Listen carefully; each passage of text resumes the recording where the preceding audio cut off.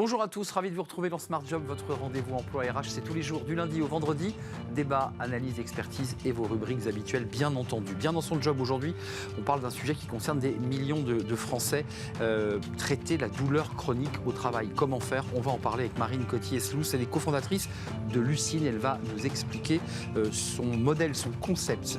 Smart et réglo, l'abandon de poste avec versus indemnité chômage. On va en parler, on fera un point très technique avec Muriel Pariante. Elle est avocate en droit du travail au cabinet Ashurt. Le cercle RH, on va parler climat, réchauffement climatique et l'engagement climatique des entreprises et de leurs collaborateurs qui sont à la fois des citoyens et des salariés. Comment les engager? Sont-ils trop engagés sur ces questions? On fera le point avec nos invités. Ce sera le cercle RH. Et puis dans Fenêtre sur l'emploi, comment prévenir le quiet quitting? Oui, on en parlera avec Jenny Gauthier, directrice générale de Mercato de l'emploi. C'est un phénomène qui gagne du terrain. Voilà le programme. Tout de suite, c'est bien dans son job.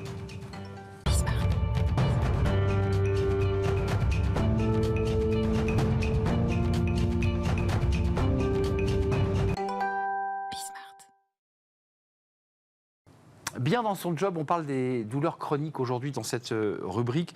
On en parle évidemment pour les expertiser, mais pour mieux les traiter aussi, évidemment. Marine Cottier-Eslousse, merci d'être avec nous, cofondatrice de Lucine.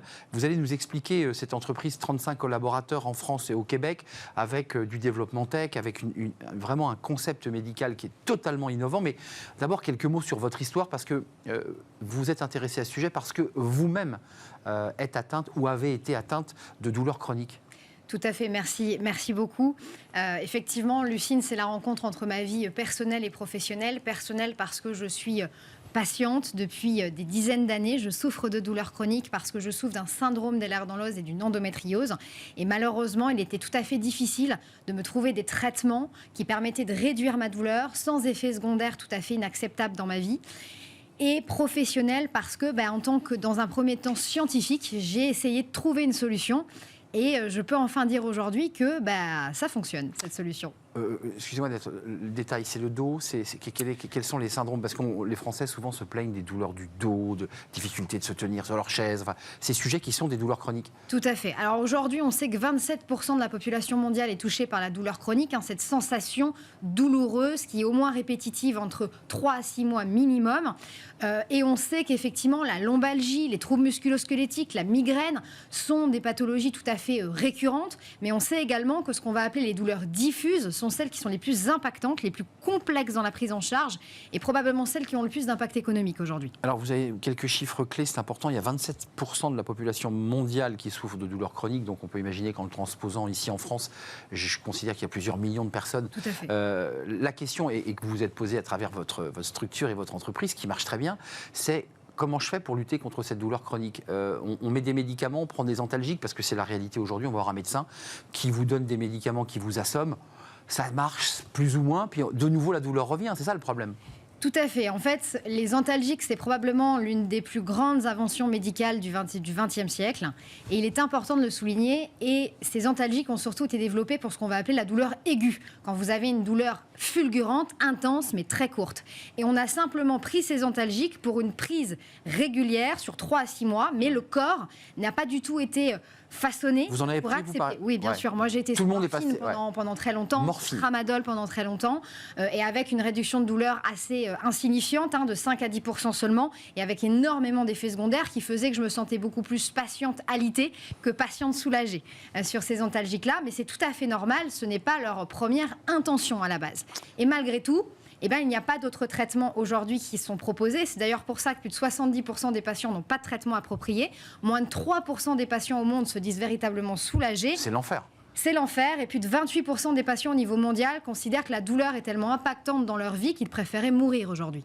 Donc, si on veut le transposer à la vie de l'entreprise, ça veut dire que derrière, c'est une incidence directe sur les arrêts maladie, sur, j'allais même presque dire, les démissions. C'est-à-dire des gens disent, moi, je ne peux plus travailler dans les conditions dans lesquelles je suis. C'est véritablement dramatique. Alors, au niveau de la population générale, si on prend le cas de la France, c'est à peu près 88 millions d'arrêts de travail par an, c'est gigantesque. Si on prend la productivité, l'impact sur la productivité est quasiment de 10 heures en moins par semaine pour un patient atteint de douleurs chroniques, et plus de 20% en moyenne des patients, notamment si on prend le cas des États-Unis, perdent leur emploi à cause de la douleur chronique.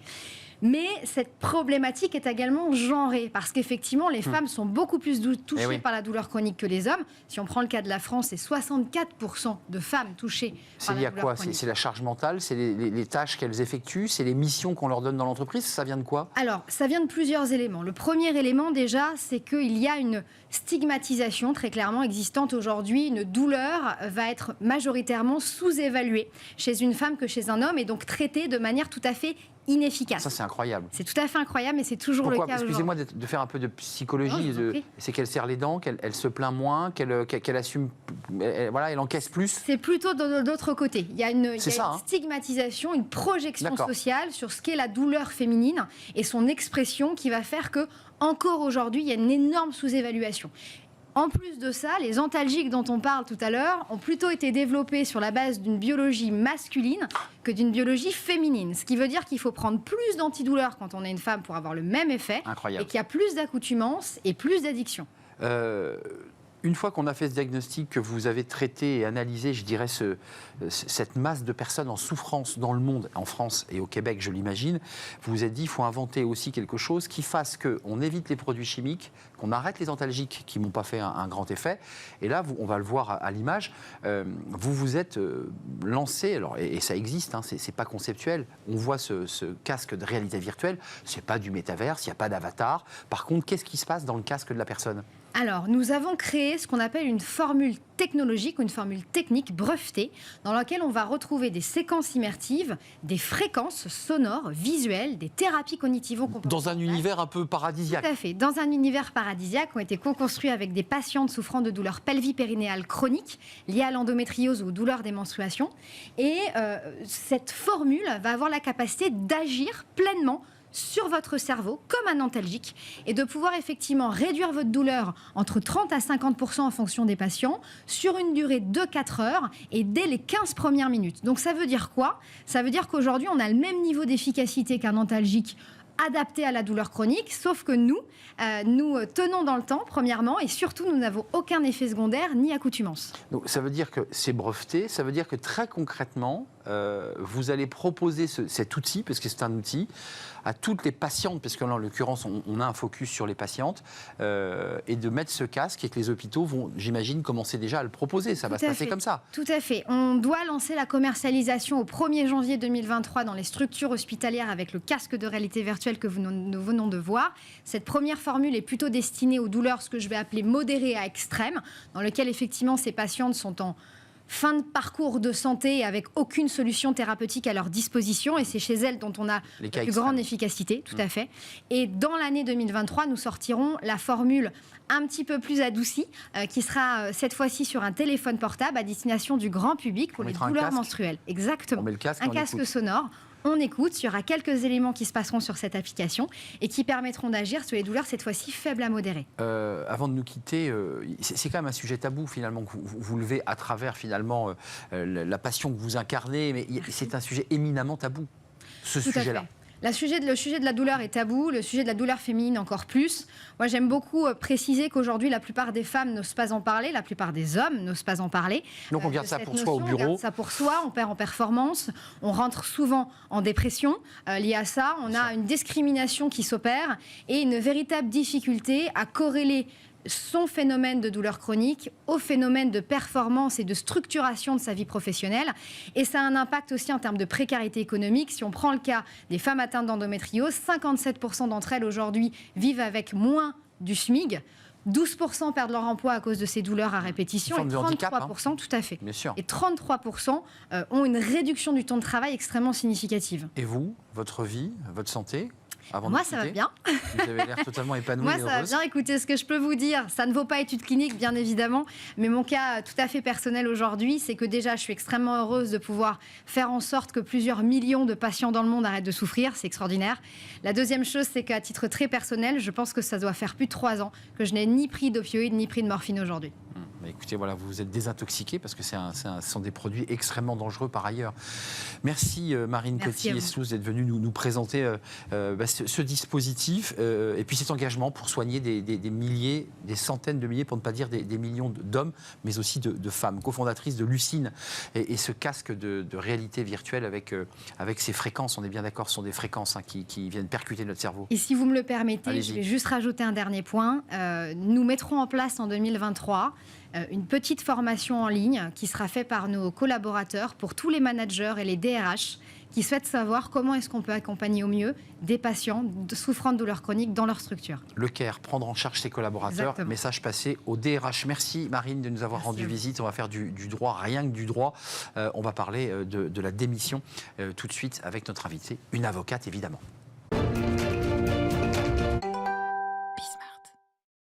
Smart et réglo, le droit, rien que le droit. L'Assemblée a voté ce projet de loi de réforme de l'assurance chômage, bonus, malus, on l'a évoqué, place au Sénat, avec un amendement venu des LR sur, il n'y aura plus d'indemnité lorsque vous abandonnez votre poste. C'est en débat à l'Assemblée, ce texte devrait d'ailleurs passer au Sénat et être voté définitivement. Et nous avons Muriel Parienne qui est avec nous, avocate en droit du travail et spécialiste de ce sujet au cabinet Ashurst.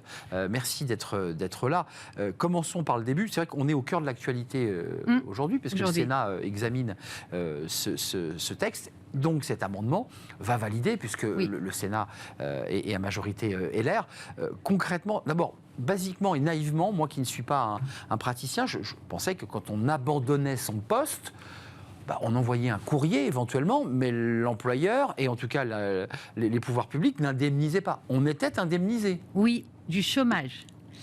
Quand vous avez un salarié qui ne se présente plus à son poste, l'employeur n'a pas vraiment le choix que de le licencier.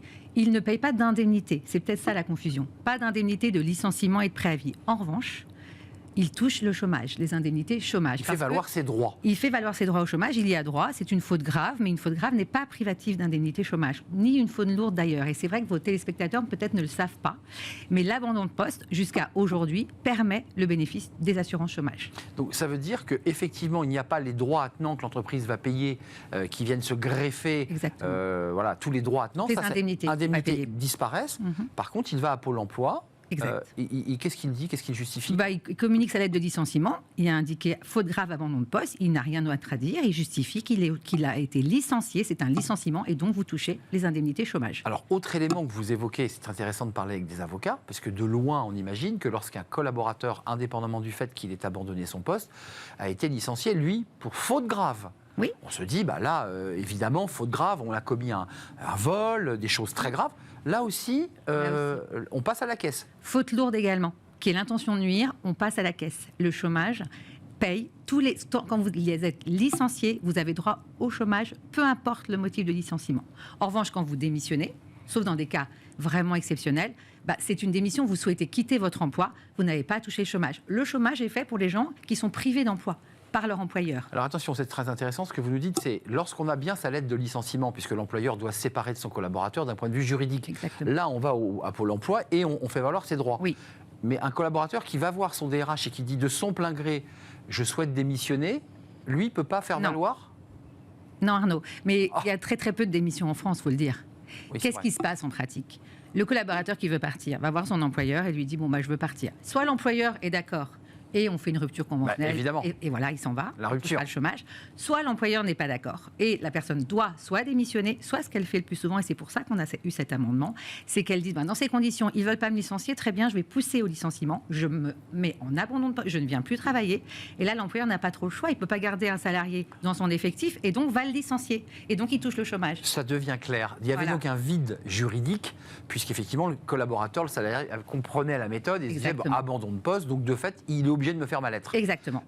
Donc là, la mesure concrète qui va être votée, de toute évidence, c'est quoi son intérêt finalement? C'est ça? Pour moi, c'est une révolution. C'est-à-dire qu'aujourd'hui, et c'est voté aujourd'hui au Sénat, ça a été déjà voté à l'Assemblée nationale, il y a un texte qui a été mis en place par la commission paritaire, on va considérer que sauf motif légitime, lorsqu'un salarié abandonne son poste, qu'il a été mis en demeure par l'employeur de revenir et qu'il ne revient pas, il est présumé avoir démissionné. Donc on va assimiler l'abandon de poste à une présomption de démission. C'est une petite révolution juridique, indépendamment des conséquences. Donc, comme il est présumé avoir démissionné, il ne touche pas le chômage. Et c'est une petite révolution juridique parce qu'on va assimiler un abandon de poste à une démission. Donc, d'accord. à une démission. Et donc, ça veut dire qu'à ce moment-là, le texte lui interdira d'aller à Pôle emploi ? Alors, s'il est licencié pour abandon de poste aujourd'hui, c'est assimilé à une démission, il ne pourra plus percevoir le chômage. En revanche, il y a quand même une possibilité pour le salarié qui abandonne son poste pour des motifs qui pourraient être légitimes de santé, de sécurité, de le contester. C'est une présomption qu'on dit réfragable. Et il peut aller devant le Conseil de prud'homme dans une procédure très rapide de 1 mois pour démontrer que c'était un abandon de poste pour juste motif. Non, mais ça, c'est important ce que vous dites parce que vous évoquez les questions de sécurité, c'est-à-dire qu'il est sur une machine dangereuse, il n'a pas l'outil qui va bien, il l'a signalé à plusieurs reprises. Et l'employeur ne lui a pas répondu. Exact. Il dit dans ce cas-là... C'est légitime. Ça serait un motif légitime. Voilà, harcèlement par exemple, répété. Est-ce que dans ce cas-là, oui, c'est un peu fin là, le harcèlement Ça va être le motif légitime, ça va être des problèmes de sécurité, de santé, et ça va être un vrai débat dans le. Donc le harcèlement n'est pas rentré dans le champ. J'ai l'impression que là, il y a un. C'est un peu compliqué le harcèlement, parce que c'est très compliqué à plaider. Mais ce qui veut dire beaucoup de contentieux. Là, c'est clair que cette nouveauté, cette petite révolution, va entraîner énormément de contentieux, puisqu'on va avoir à débattre devant le Conseil de prud'homme de savoir si c'était un motif légitime ou pas, un nom de poste. Beaucoup de contentieux pour les avocats. Donc automatiquement, c'est ça. Ça ne sera pas mécanique. C'est le salarié ne dira pas écoutez, je vais chercher un autre emploi. Non. Il va aller devant la cour, la chambre des prud'hommes. Il a 1 mois pour le faire, pour contester la manière dont l'employeur ne lui a pas fait sa lettre de licenciement. Pour contester le fait que c'est un abandon de poste qui est justifié. Justifié. Et il cherchera des justifs. Et il cherchera des justificatifs. Et là, si c'est le cas, il aura le chômage. Mais si ce n'est pas le cas ou s'il ne fait rien, il n'aura pas le chômage. Écoutez, j'ai tout compris. Voilà, les choses sont claires parce que c'était souvent des... C'est pas simple. Voilà, c'est pas simple. On regarde ça d'une manière très macro et c'est intéressant d'avoir des praticiens sur le plateau, d'où l'intérêt de cette rubrique Smart et Réglo. Merci Muriel Ariens, avocate en droit du travail, cabinet Ashurst. Je l'ai bien dit. Très bien. Voilà, j'ai beaucoup travaillé mon articulation sur le Ashurst. On fait une courte pause et on s'intéresse au climat. Tiens, ça c'est un sujet de contentieux aussi d'une certaine manière. La manière dont les salariés s'engagent ou pas dans leur entreprise sur les sujets climat et leurs revendications aussi légitimes pour devenir de véritables acteurs.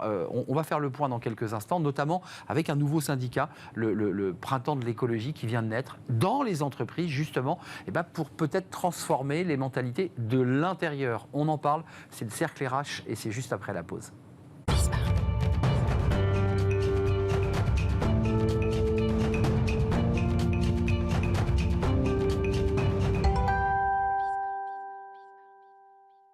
Le cercle RH, le débat de Smart Job, on parle de l'engagement climatique. Alors ça, c'est un sujet très macro, on en parle beaucoup dans la presse. Mais c'est l'engagement climatique des salariés, qui sont aussi des citoyens, et des entreprises. Où est-ce que nous en sommes sur cette question ? Parce qu'il y a urgence, quand on voit évidemment les chiffres du GIEC, il faut s'engager.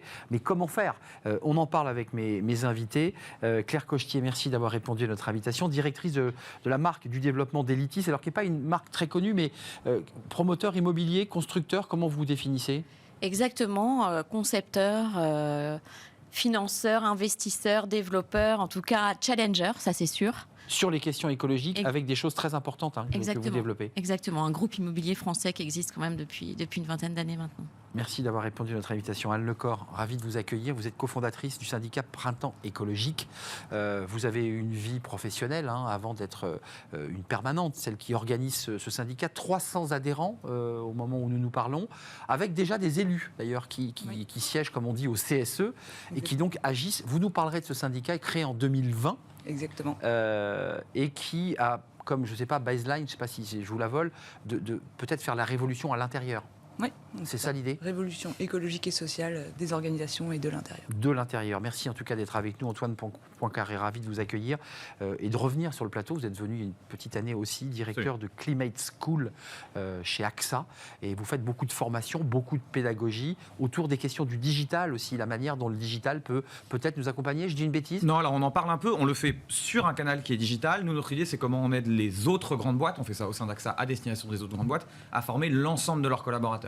Et en fait, c'est l'ensemble, c'est-à-dire comment je touche 100 000 personnes d'un coup dans tous les pays du monde, dans plein de langues, qui nous a amené à une modalité qui est très digitale. La tech, évidemment, pour massifier, pour toucher le plus grand nombre, évidemment. Anne Lecor, je me tourne vers vous, parce que là, il y a ceux qui construisent les bâtiments et qui essaient de trouver des solutions vertueuses, écologiques. On a le pédagogue, celui qui transmet. Et puis, il y a les acteurs, ceux qui disent ras-le-bol d'attendre que ça vienne d'en haut. nous, on voudrait que ça vienne d'en bas. Est-ce que c'est ça votre philosophie? Est-ce que vous dites, quand on est salarié, on est citoyen, donc on s'engage? Oui. En fait, on part aussi d'une complète dissonance de certains salariés qui travaillent dans une entreprise et qui se retrouvent à faire un métier avec un impact négatif ou un impact qui nuit à l'environnement et à la société finalement, et qui met en danger les conditions de notre vie actuelle et future. Et donc, comment est-ce qu'on fait pour résoudre cette incohérence? C'est en s'engageant aussi dans son entreprise et en se disant comment est-ce que moi, en tant que salarié, je peux prendre part à la transformation de mon entreprise? Parce que clairement, aujourd'hui, on n'est pas sur les bonnes trajectoires. Les entreprises ne sont pas assez actrices et pas encore assez rapides dans leur transformation de modèle. Juste d'un mot, parce que ça va intéresser nos deux invités, je répète, pédagogie, et vous êtes dans le concret, hein, vous bâtissez. Il faut de la radicalité, vous vous revendiquez radicaux, ou vous dites, on est dans le dialogue, puisqu'il y a différents syndicats en France, et vous l'avez observé, les progressistes, les radicaux, je pense évidemment à la CGT, à Force Ouvrière, puis les progressistes, la CFDT, pour le faire simple. Vous êtes quoi, dans la radicalité? Vous dites, on n'a plus le choix, il faut être radical? Alors la question de la radicalité, elle est très étrange pour moi. C'est pas forcément une question de radicalité, c'est une question de quels sont les moyens qu'on met en œuvre et les leviers qu'on active pour arriver à une transformation réelle des modèles et éviter qu'on aille directement dans le mur. Donc en fait, à partir du moment où on se dit l'objectif c'est de ne pas rentrer dans ce mur, comment on fait? Tous les moyens sont bons et la notion de radicalité n'est pas forcément très intéressante à mon sens. Là. Je vous pose la question à vous deux, qui êtes des acteurs d'une certaine manière de cette question de la transformation. C'est intéressant de voir qu'on crée un syndicat, le Printemps écologique, comme si tous les autres ne s'y intéressaient pas ou n'avaient pas de connaissances concrètes du sujet. Alors oui, le niveau de connaissance moyen sur l'environnement, il est faible. En train de bouger vite, mais il est faible. Alors c'est en train de bouger dans les écoles, c'est en train de bouger dans les boîtes, mais ça part de très bas. Ce qu'il y a de fondamental quand on regarde le sujet d'un syndicat, c'est que ça vient poser la question écologie versus sociale, qui est assez fondamentale. Et tous les gens qui bossent sur le sujet ont conscience qu'on n'arrivera pas à résoudre l'un sans l'autre.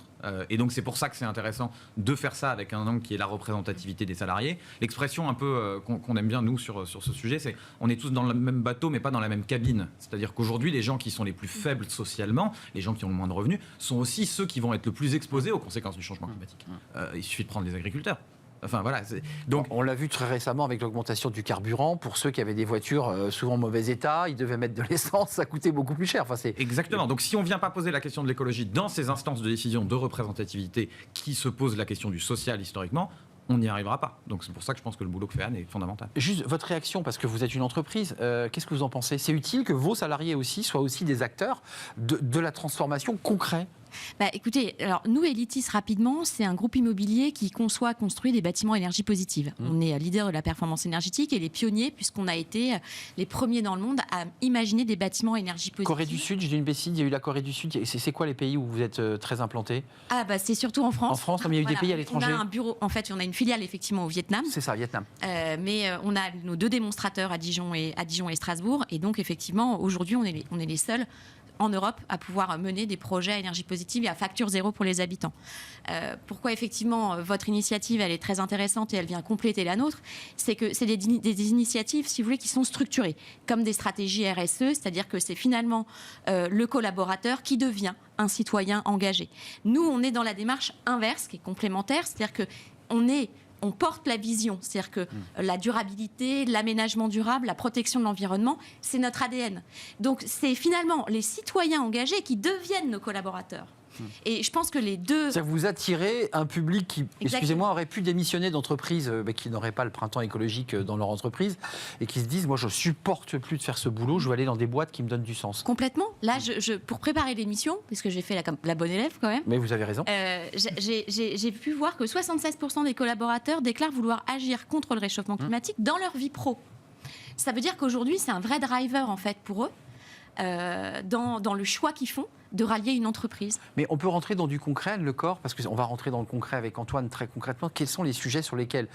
Je mets de côté le mot de la radicalité, qui est un sujet qui est très politisé, sur lequel il y a des vrais débats d'exégèse, mais très concrètement, quels sont les 2-3 sujets où vous dites les 300 adhérents qui sont engagés dans une entreprise doivent se battre sur quoi? C'est quoi les sujets clés? Alors, les sujets clés qui sont abordés par les adhérents aujourd'hui, et c'est un peu déterminé en 3 catégories et un peu par étapes finalement. Il y a la première partie qui va être la question de la sensibilisation, parce que l'organisation doit bouger tout entière avec les salariés, qui sont en fait finalement aussi très très bien placés pour savoir comment va évoluer leur métier. Donc en fait, c'est la partie sensibilisation, c'est un peu... Ça rejoint ce que fait Antoine Poincaré. Exactement, hein. ce que fait Antoine. Et donc c'est cette partie-là de comment est-ce que toute l'organisation peut être au courant de l'urgence écologique et sociale auquel on se confronte. Première étape, donc de la pédagogie, de la transmission. Exactement. La deuxième étape, ça va être de vraiment travailler via des accords au niveau du CSE sur toute la partie impact du travail et de l'activité de l'entreprise. Donc en fait, c'est comment est-ce qu'on définit les politiques de mobilité? Comment est-ce qu'on définit les politiques d'alimentation? Comment est-ce qu'on définit les politiques de bilan carbone? Comment est-ce qu'on mesure finalement les impacts environnementaux de l'entreprise? Je vous ai un sujet sur l'alimentation hier. Je vous coupe, Ouais. Anne, mais les DRH disaient qu'on a voulu inviter sur le plateau, disaient mais nous, les questions de cantine, de nourriture, c'est plus vraiment notre sujet quand même. Donc c'est quand même intéressant. Hein. Et pourtant c'est central. Enfin, je sais pas, Antoine. Beaucoup parce qu'ils les ont sous-traités à des Sodexo. Mais donc c'est moins leur sujet. Mais ça a commencé en Angleterre. Il y a des cantines d'entreprise qui affichent à côté d'empreintes calories, comme c'est souvent le cas, des poids carbone de ce que vous mangez. Et donc peut-être que passer au grill et avoir un truc qui fait 2 kilos quand il y a une alternative à 200 grammes de CO2 tous les jours, ça finit par imprimer dans l'esprit des gens. Donc il y a un travail à faire. Moi, je pense que c'est complètement sur la feuille de route d'un patron RH ou disons facility management de se poser la question dans sa boîte de comment ses collaborateurs se nourrissent. Question fondamentale que je vous pose à vous trois. Le monde, on le sauve comment? C'est l'entreprise qui le sauve ou c'est la COP qui se trouve en Égypte aujourd'hui, qui est d'ailleurs très critiquée par ceux qui ont pris des jets pour s'y poser, pour ceux dont on nous dit qu'il ne s'y passera rien. Est-ce que c'est l'entreprise qui est aujourd'hui l'acteur de la transformation? Ça ne marchera pas sans les boîtes. La COP, là, soyons très clairs, c'est une COP un peu intermédiaire. Clairement. C'est pas là où on remet des engagements de baisse des émissions carbone. La raison pour laquelle elle est en Égypte, c'est parce qu'il y a un gros sujet d'adaptation et d'aide des pays pauvres. Hein. Donc c'est ça le sujet qui va être là, et il faut la regarder sous cet angle-là. On n'y arrivera pas sans les boîtes. Moi, je ne pense pas que les boîtes vont être l'alpha et l'oméga de tout ça. Simplement, je pense qu'on aura besoin de régulation. Je pense que c'est aussi très politique. Mais il va bien falloir que les boîtes soient dedans. Et de toute façon. Mais vous voyez, les boîtes, c'est salariés citoyens. Vous voyez ce que je veux dire? On vote le dimanche, mais on va dans l'entreprise la semaine. Quoi. Mais de toute façon, là, les boîtes ont un énorme problème de marque employeur. C'est-à-dire, les boîtes qui, à un moment, vont être capables de dire voilà ce que je fais, voilà pourquoi je contribue. Avec sincérité. Avec sincérité. Et si elles le disent sans être sincères, il y aura un effet rebond et boomerang qui sera pire. De toute façon, ça va devenir un problème pour les boîtes assez fondamental qu'elles aient envie ou pas, presque j'ai envie de dire. Parce qu'à un moment, le recrutement, on le voit sur le marché de l'emploi français qui est tendu, sera suffisamment clé pour que ça bouge. Juste un mot, l'écologie a un prix. On le voit dans la nourriture, le bio, le surcoût et l'inflation n'aide pas. C'est plus cher de faire propre, de faire vertueux? Non. Enfin, nous, non, mais c'est important de l'entendre. Eh ben, aujourd'hui, je peux vous dire qu'on imagine, on conçoit, on construit des bâtiments à énergie positive, facture zéro pour l'utilisateur. Facture zéro pour l'utilisateur. C'est-à-dire qu'il n'a pas de facture de chauffage. Ça veut dire qu'il compense sa facture. Voilà, par la production d'énergie naturelle, il la compense. Et en étant effectivement avec un peu de pédagogie, puisque effectivement on lui accorde une prime en fonction du comportement vertueux qu'il aura eu pendant l'année. C'est pas plus cher d'imaginer ce type de projet. Et ça fait longtemps qu'on sait que c'est pas plus cher. Je veux dire, là, quand vous voyez que le gouvernement annonce qu'on va couper les ballons d'eau chaude entre midi et 2, formidable. Mais nous, ça fait 15 ans qu'on dit qu'il faut le faire. Donc, quand vous posez la question de est-ce que ce sont les entreprises par lesquelles nous allons réussir cette transition énergétique, moi, je crois en l'homme. Et je crois que c'est avant tout l'homme qui va pouvoir le faire. Et il va être le levier de la décarbonation de l'entreprise. Et ce n'est pas les milliards d'euros qu'on va donner à nos fleurons industriels qui vont aider la décarbonation. C'est l'homme. Vous êtes d'accord avec ça, Suzanne Lecor, parce que vous allez rechercher des adhérents dans toutes les entreprises sur lesquelles vous faites, vous expliquez qu'est-ce que le printemps écologique. C'est quoi? Je repose la question de ma radicalité. Il y a un vrai dialogue qui doit s'installer dans l'entreprise, ou est-ce qu'il y a des moments où il faut taper du poing sur la table? Est-ce que vous dites à un moment donné, nous, on a des entreprises qui font du greenwashing et ça suffit? On n'a qu'à voir ce qui se passe aujourd'hui à la COP. Moi, j'y étais l'année dernière à Glasgow. C'est aussi quand même l'espace du greenwashing à gogo. C'est-à-dire qu'on a des représentants des États qui sont là et les plus gros stands, les plus lumineux, Et on se dit, mais la consommation énergétique de ce stand, c'est les entreprises. Aujourd'hui, la COP, c'est le principal sponsor, c'est Coca-Cola, qui est un des principaux pollueurs plastiques au monde. Donc on voit bien qu'il y a une dissonance. On voit bien qu'à un moment donné, les entreprises soit n'ont pas réalisé quelle est la marche et quel est le niveau de la marche à grimper pour arriver aux objectifs.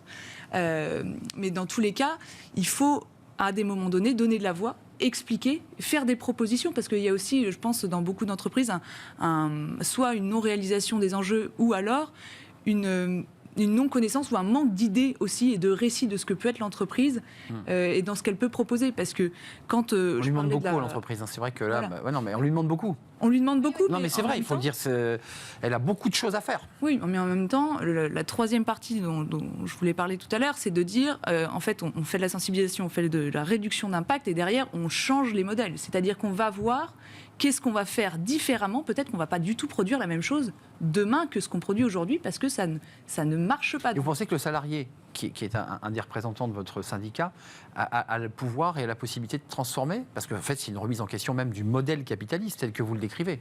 Alors, la question, c'est à quel point les salariés dans une entreprise sont mobilisés. Parce que à partir d'un certain moment, si on n'arrive plus à recruter et qu'en fait l'entièreté des gens... il faut se poser une question, oui, bien sûr. Ouais. Mais si les gens sont mobilisés, en fait, on ne va pas avoir le choix.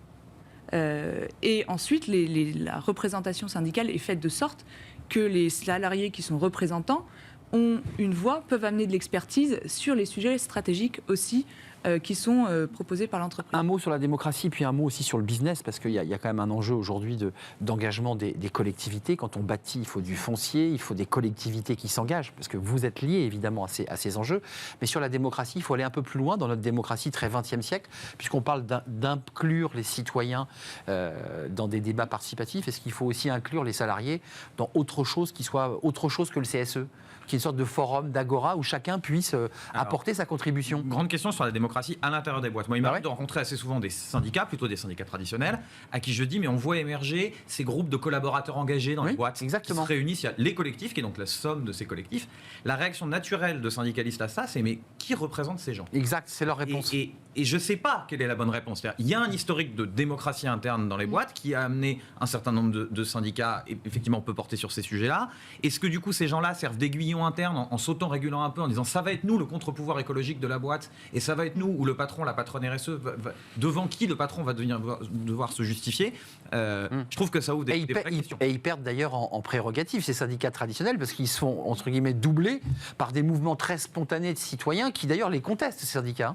En tout cas, ça émerge dans les boîtes et il faut se poser la question. Claire Cochetier. Alors, moi, je peux apporter effectivement un éclairage un peu particulier, parce que vous l'avez compris, Elitis, le modèle est un peu particulier. Nous, effectivement, comme je vous le disais tout à l'heure, c'est les citoyens engagés qui viennent à nous. Là, je vous avais fait un petit florilège des CV qu'on a, des lettres de motivation où les gens nous disent « je veux bouger, je veux agir, je veux rentrer, je veux m'engager chez Elitis ». Et c'est là où c'est très intéressant, c'est qu'on voit que finalement, Elitis est un levier pour ces nouveaux collaborateurs, un levier, un outil par lequel ils se sentent participer à quelque chose qui est grand, qui est celui de la protection de l'environnement et de notre changement et de l'accélération de la transition énergétique. Donc, j'allais vous dire, chez Elitis, ce qui est assez beau, c'est qu'effectivement, l'entreprise devient l'outil en fait, de notre collaborateur, qui devient vraiment... Ça se parle. Oui, exactement. Ouais. Très exigeant par ailleurs, ça, hein, parce qu'une fois qu'on a recruté sur cette promesse-là, si on ne délivre pas, c'est terrible. Parce qu'on a des collaborateurs plus engagés que la moyenne, plus vocaux que la moyenne. Évidemment. Nous, notre enjeu justement là-dessus, c'est principalement celui-là. C'est-à-dire qu'ils ont l'exigence d'être au courant de tout. Mais ils vous challenge en fait. Hein. Exactement, parce que comme ce sont les ambassadeurs d'Elitis, ils se sentent effectivement en responsabilité, donc ils veulent tout savoir, tout comprendre. Donc voilà, c'est effectivement... Un partage de la réussite et de l'engagement aussi, qui n'est pas porté que par les équipes dirigeantes et le COMEX. C'est quoi votre... L'émission se termine, j'en suis désolé, mais c'est quoi votre première victoire là? C'est quoi soit vos premiers sujets ou vos premières victoires en CSE? C'est quoi là concrètement? Parce que c'est intéressant aussi de pouvoir brandir pour un syndicat. Nous avons acquis, je ne sais pas, la mise en place de local à vélo dans l'entreprise, parce que c'est un vrai sujet, je ne sais pas. On parlait tout à l'heure de démocratie. Il y a la partie, par exemple, négociation d'une commission environnement dans une entreprise, par exemple, de cybersécurité, où on intègre là-dedans des représentants des syndicats, de la direction et des salariés, et on traite un agenda très particulier de comment est-ce qu'on peut revoir l'activité et diminuer les impacts. Donc une commission environnement, c'est des moyens, c'est des budgets, c'est du temps qui est attribué aussi aux salariés pour prendre en main ces questions-là. Excusez-moi, dans lequel il y aurait des syndicats traditionnels ou dans lequel vous dites ouvert à tous les salariés, parce qu'il y a beaucoup de salariés aujourd'hui qui disent moi j'ai pas envie d'être syndiqué pour rentrer dans une commission. Oui, alors des salariés sans étiquette syndicale notamment, oui. Ouais. Un dernier mot, Antoine, il nous reste une toute petite minute. Alors, mais moins d'une minute. L'avenir du monde en une minute, je le redis encore une fois avec beaucoup de solennité, on voit souvent que le politique a un peu de retard avec ce qui se passe dans les entreprises. Souvent, l'entreprise innovante, elle est en avance. Et c'est la loi qui court derrière. Oui, et en même temps, le boulot de l'État, c'est de fixer un peu. On l'a vu sur les. Non mais on l'a vu sur les grands axes. Les grands axes. La voiture en 2035, c'est formidable. Enfin, c'est formidable. En tout cas, c'est très emblématique. Certains en doutent. Certains disent que c'est intenable, mais. Et c'est ça qui est très troublant. C'est que. Et d'ailleurs, ça n'a pas du tout fait plaisir ni à Stellantis ni à Renault, qui dit nous, ce dont on a besoin, c'est de la visibilité, c'est d'être sûr qu'on pourra décommissionner notre thermique horizon 2035 et qu'il va pas falloir faire un virage à 180 en 2030. Donc c'est là qu'il y a un rôle de l'État planificateur qui donne de la visibilité, qui permet aux boîtes de s'organiser. Mais par contre, aux boîtes d'agir. Vous disiez. Sans compter que les États-Unis, vous avez vu, fabriquent plus d'électriques que l'Europe. Vous avez vu, déjà, on a perdu soi-disant la bataille. Question-là. Et beaucoup de batteries qui viennent d'Asie, de matières premières. Vous disiez, on en demande beaucoup aux boîtes. Les amis, il y a un truc, c'est qu'on va en demander de plus en plus aux boîtes et de plus en plus aux consommateurs. Nous venons d'un siècle de cramer gratuitement l'intégralité des ressources accumulées par la planète sans d'aucune manière accepter de payer le prix de cette consommation. Donc oui, par rapport à ce que nous vivons collectivement, on va en demander plus aux gens, plus aux boîtes, et il faut se préparer. Merci à vous trois. C'était un vrai plaisir de partager cette émission sur des regards croisés et différents finalement. Merci Claire Cochetier d'être venue nous rendre visite, directrice de la marque et du développement Elitis, ces bâtiments à énergie positive. Facture zéro. Ça c'est un punchline. Merci à vous Antoine Poincaré, directeur Climate School chez AXA. Faites de la pédagogie, mais à travers des outils tech et digitaux. Et puis merci à Anne Lecor, cofondatrice du syndicat Printemps écologique. Je ne me suis donc pas trompé tout au long de cette émission. Merci à vous trois. Tout de suite, ces fenêtres sur l'emploi. Après le quiet quitting, bah oui, on utilise beaucoup de mots anglais. Le quick quitting, mais qu'est-ce que c'est ? Tout est dit dans quick quitting. À tout de suite.